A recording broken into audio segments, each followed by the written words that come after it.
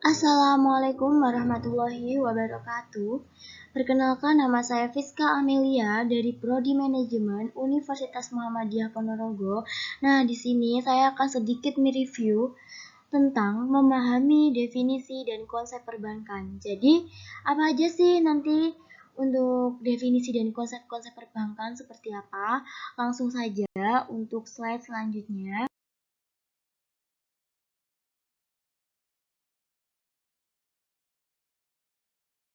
Yang pertama yaitu mengetahui dan memahami pengertian, fungsi, serta peran bank. Jadi kita akan mengetahui nih, apa sih bank itu? Lalu fungsi dan perannya apa? Kemudian untuk pokok pembahasan yang kedua, itu mengetahui dan memahami lembaga otoritas moneter dalam bank sentral. Jadi kita juga akan mengetahui apa sih lembaga otoritas moneter dalam bank sentral itu, lalu wewenangnya siapa, kebijakannya bagaimana. Nanti kita akan mengupas itu semua di slide selanjutnya ya. Dan untuk pokok pembahasan yang ketiga itu mengetahui dan memahami sejarah singkat adanya bank. Seperti yang kita ketahui, semua orang itu sekarang tahu bank, tapi mereka lupa bagaimana sejarahnya. Kenapa kok bisa muncul bank? Terkadang tidak semuanya tahu ya, teman-teman. Dan pokok pembahasan kita yang terakhir atau yang keempat yaitu mengetahui dan memahami pengertian bank digital. Nah, seiring berkembangnya zaman, digital pun semakin berkembang. Lalu muncullah yang namanya bank digital. Menarik kan? Oke, lanjut saja ke pokok pembahasan pertama, yaitu mengetahui dan memahami pengertian, fungsi, serta peran bank. Pengertian bank itu sendiri adalah bank merupakan badan usaha yang menghimpun dana dari masyarakat dalam bentuk simpanan dan menyalurkannya kepada masyarakat dalam bentuk kredit dan atau bentuk-bentuk lainnya dalam rangka meningkatkan taraf hidup masyarakat.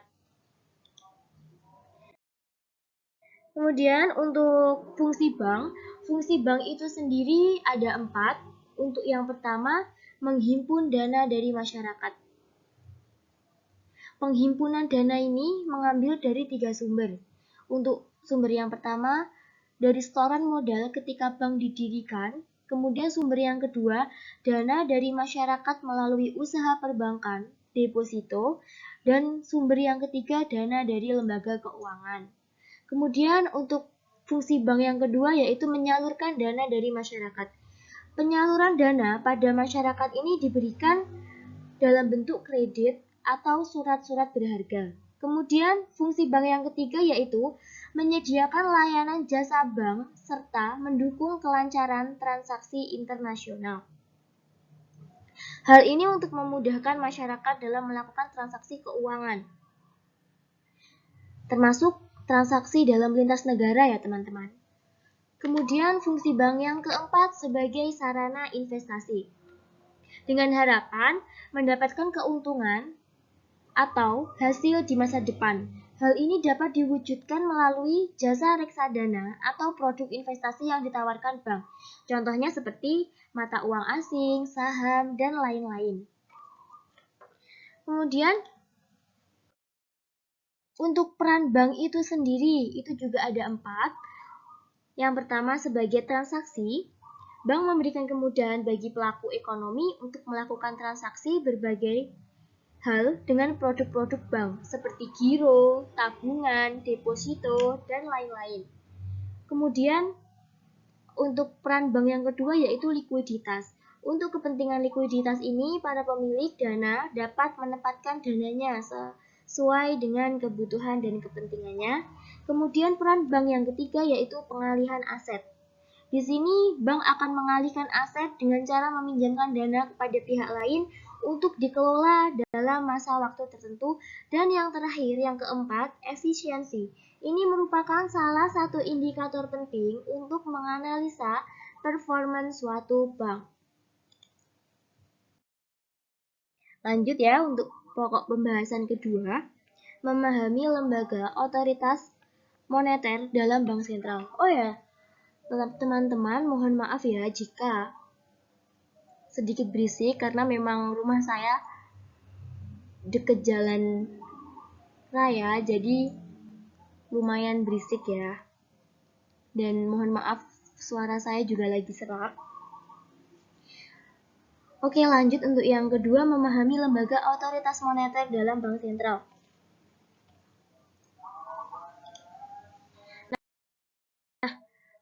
Lembaga otoritas moneter. Otoritas moneter itu sendiri merupakan suatu entitas yang memiliki wewenang untuk mengendalikan jumlah uang yang beredar pada suatu negara dan memiliki hak untuk menetapkan suku bunga dan parameter lainnya yang menentukan biaya dan persediaan uang. Nah, yang memiliki entitas dalam otoritas moneter ini biasanya Bank Sentral atau BI atau Bank Indonesia ya teman-teman. Kemudian langsung pokok pembahasan yang ketiga yaitu mengetahui dan memahami sejarah singkat adanya bank. Nah, ini sudah saya sajikan sejarah singkat adanya bank dan saya akan membacakan, semoga paham ya, dan sangat membantu. Lembaga perbankan yang hadir di Indonesia tidak lepas dari kolonial Hindia Belanda. Tahun 1746, VOC mendirikan The Bank van Leeuwen untuk mempermudah aktivitas perdagangan VOC di Indonesia. Tanggal 1 September 1752 didirikan The Bank Quran and Bank van Leeuwen. Jadi, lembaga perbankan yang hadir di Indonesia itu tidak lepas dari kolonial Hindia Belanda. Dan kenapa pada tanggal 1 September 1752 didirikan The Bank Quran and Bank van Leeuwen ini? Karena The Bank van Leeuwen sebelumnya itu mengalami kebangkrutan atau tidak beroperasi dengan baik. Lalu pada akhir abad ke-18, VOC di Indonesia diambil alih oleh pemerintahan kerajaan Belanda. Nah, ini jatuh ke tangan Inggris setelah masa pemerintahan Herman William Daendels dan Jansen. Sejarah mencatat ada beberapa bank yang memiliki peran penting. Kemudian, Bank Belanda yang berhasil berkembang dan menjadi cikal bakal Bank Sentral Indonesia yaitu The Javas Bank yang didirikan tahun 1828 dengan memberikan monopoli kepada bank tersebut untuk mengeluarkan uang yang mana pengedarannya ditangani oleh pemerintahannya sendiri. Sejak saat itu, bank tersebut dikenal dengan Bank of Issue atau bank sirkulasi. Nah, seiring berjalannya waktu dan perkembangan perekonomian Indonesia, bank asing mulai beroperasi. Salah satunya seperti The Standard Bank of India. Dan menjelang Perang Dunia II, Jepang menguasai Asia Pasifik. Bank-bank Belanda, Inggris, dan beberapa bank Cina dilikuidasi oleh pihak Jepang. Pada saat itu, Jepang hanya ingin mengendalikan seluruh keuangan pada satu bank, dan bank tersebut adalah Bank Rakyat Indonesia atau BRI yang dioperasikan oleh Putra Indonesia. Kemudian, sejak Indonesia merdeka dan sekutu berhasil mengalahkan Jepang, bank-bank Belanda dan asing kembali beroperasi pada tahun 1953. Untuk memudahkan kebijakan moneter dan perekonomian lainnya, ditetapkan UU Pokok Bank Indonesia yang tertera dalam UU Nomor 11 Tahun 1953. Pada tahun-tahun berikutnya, pemerintah Indonesia menetapkan Bank Rakyat Indonesia atau BRI sebagai bank pemerintahan pertama di Indonesia.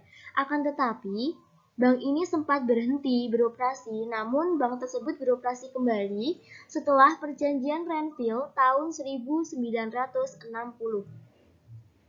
Nah, akhirnya pada tahun 1946, Bank Negara Indonesia didirikan dengan berkedudukan sebagai bank sentral dan seiring berjalan, Bank Negara Indonesia dimantapkan kedudukannya. Akhirnya, ketika konferensi meja bundar, pemerintah Indonesia dan Belanda setuju mengubah fungsi Bank Negara Indonesia menjadi bank umum yang awalnya menjadi bank sentral. Nah, itu tadi sedikit tentang sejarah ya. Kemudian yang pokok pembahasan keempat yaitu mengetahui dan memahami pengertian bank digital. Langsung saja. Untuk pengertian bank digital itu sendiri yaitu bank digital adalah bank yang menyediakan dan melakukan aktivitas bisnisnya melalui saluran elektronik. Perbankan digital selain merupakan bank baru juga merupakan bank lama yang melakukan transformasi menjadi bank digital.